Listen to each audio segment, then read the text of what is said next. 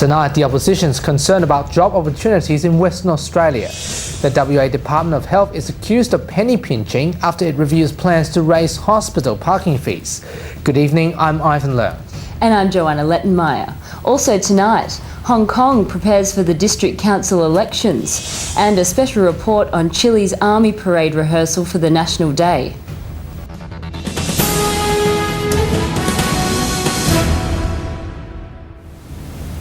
But first tonight, the opposition leader Eric Ripper has expressed his concerns over the loss of job opportunities in Western Australia as the Premier Colin Barnett heads to China to negotiate details of the Oakajee project.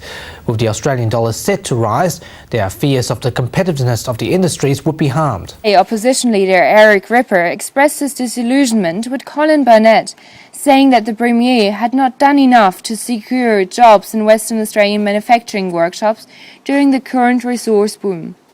The loss of manufacturing jobs in Western Australia shows the urgent need for Mr Barnett to act. We've got a resources boom, but we've got half-empty workshops. That's Mr Barnett's fault. Mr Ripper said he was concerned about the lack of transparency that Mr Barnett has shown in regards to the Chinese involvement with the stalked Oakajee project and the security of Australian jobs on the project itself.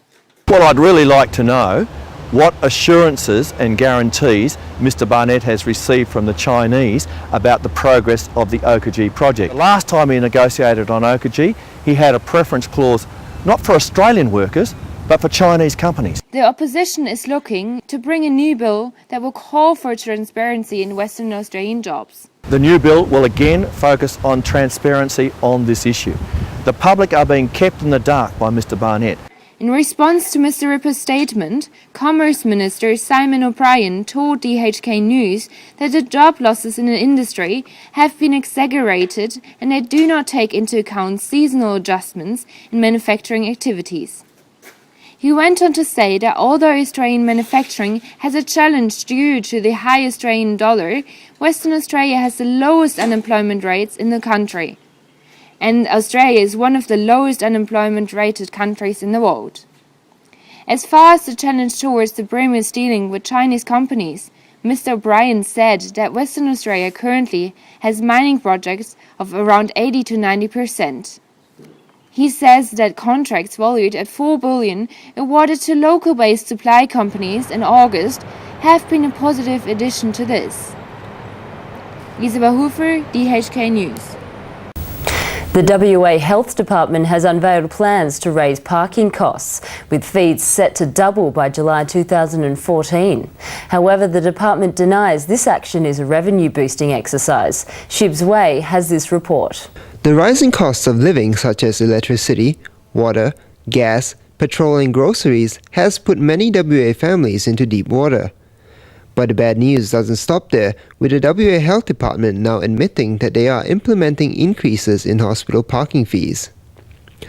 According to documents obtained from the Department of Health, parking in A-grade hospitals, such as the Royal Perth Hospital, the Sir Charles Gardner Hospital, and the Fremantle Hospital, now charges $3.40 per day. But by July 2014, the parking fees will be $7.50 per day. B-grade hospitals such as the Prince Margaret and the King Edward's Hospital will jump from $3 to $5.40 by July 2014. And 7 metro hospitals which provide free parking will be charging $3.60.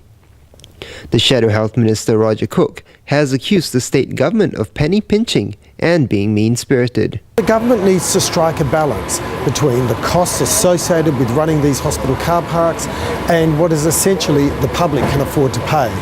We think they haven't struck that balance. What they're essentially doing is slugging hospital workers and families really visiting sick relatives, and that's not on. The Health Department has denied raising parking fines for profit. Instead, it says the money is only used to cover the rising costs of car park maintenance. Shibs, DHK News. To Hong Kong stories now, and the Macao Dragon ferry is under fraud investigation about its ticket sales shortly before its collapsed on Wednesday. Thousands of travellers are affected by the closure, and the union fears that the former staff will not be paid for their outstanding wages as the debt of the company exceeds its assets. The ship services hosted by Macao Dragon between Macau and Hong Kong are cancelled after the company has gone into liquidation due to its debt. The company's service counters at the Shun Tak ferry pier has closed down, and a notice was being posted outside the office announcing the closing of the boat service. Some of the travelers were only notified about the company's liquidation when they arrived at the pier.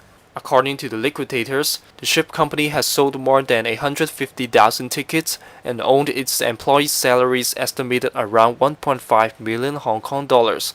Macao Dragon has issued an immediate statement, saying the cause of the close down is due to Macao government has shrunk down the Hong Kong to Macau passengers' capacity from above 1,100 to 7,500 and the Macau to Hong Kong down to 600 passengers. The company claimed that its 65-meter boat can carry up to 1,200 people. Macao Dragon also apologized to the public for its inconvenience caused, but the Macau Maritime Administration has responded saying adding the restriction was a decision to secure the safety of the passenger and the capacity of the ferry terminal in Taipa. Perry Mac, DHK News, Hong Kong. The district council election is coming up in Hong Kong, with numerous political parties and independents fighting for a position. The League of Social Democrats has officially announced their strategy on the election and attempts to hold on to their existing 4 district council seats. The elections are edging closer, with the League of Social Democrats holding a rally this week in Mong Kok. They also announced the first group of members that will join the district election, including the party's chairman, Andrew To. Most of the participants in the party are quite young, with some only in their 20s. The parties are competing for 6 seats in Hong Kong Island, 11 seats in Kowloon East, 4 in Kowloon West and 1 in New Territories East. The League of Social Democrats has faced dysfunctional problems earlier this year, but they are now united to challenge the pro-government parties and continue their aim to protect social welfare. Green groups have urged the Hong Kong government to abandon their plans to increase the use of nuclear power.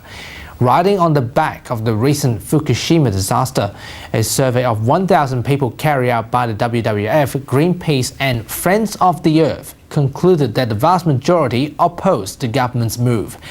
Angus Wong, a spokesperson from WWF, says those interviewed thought the government should concentrate on energy conservation and focus on renewable sources. Chile's military service is preparing for their National Day celebrations next Monday with an army parade in the capital, Santiago. Our Chile correspondent Brian Ramir Perez was on location to witness the army rehearsal. Chileans celebrate their independence of 18th of September. The right to independence from Spain started on that date in 1810.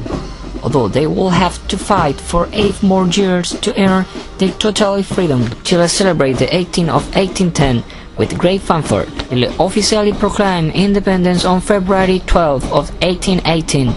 The 18 is celebrating during a week full of fiestas patrias. These include parades, dance, drinking, eating traditional foods and music. Parade include huarazos, the traditional Chilean cowboys, music and displays of national pride. A great tradition of the Chileans' independence and Fiestas Patrias celebration every year in September are parades. You have a pretty good chance to see parades on September 18 or 19. The 18 is the anniversary of Chile's first self-government proclamation.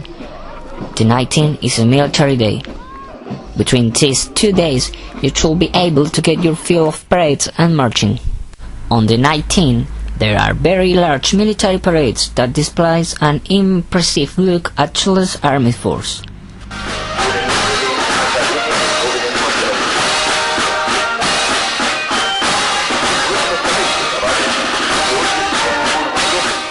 The day after Independence Day is also a national holiday. Armed Force Day, including military naval parades and events celebrating Chile's military victories, including their independence. For DHK News, Brian Ramirez, Santiago, Chile. Sports news is next with Camilo Mejia. Thanks guys and welcome to Evening Sport.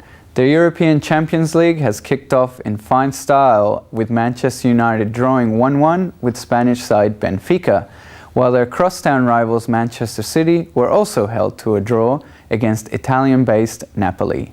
Benfica could smell an early upset as they went ahead in the 24th minute, but Man U veteran Ryan Giggs quickly put the game back on level terms with a superb strike. Alexander Karlov's stellar goal was enough to get Manchester City over the line after their early deficit against Napoli. Bayern Munich managed an easy away 2-0 win to Villarreal, while Spanish giants Real Madrid beat Dinamo Zagreb 1-0. Inter Milan saw the only upset as they were stunned by a 1-0 loss to Turkey's Trabzonspor. That's all the sport we have for you tonight. Now back to Ivan and Joanna. Good night. Thanks, Cam, and that's how the world looks tonight. Remember to join our Facebook page at the link below. You're also welcome to join mine. Search Ivan Leung and click like. Thanks for your company. Good night. Good night.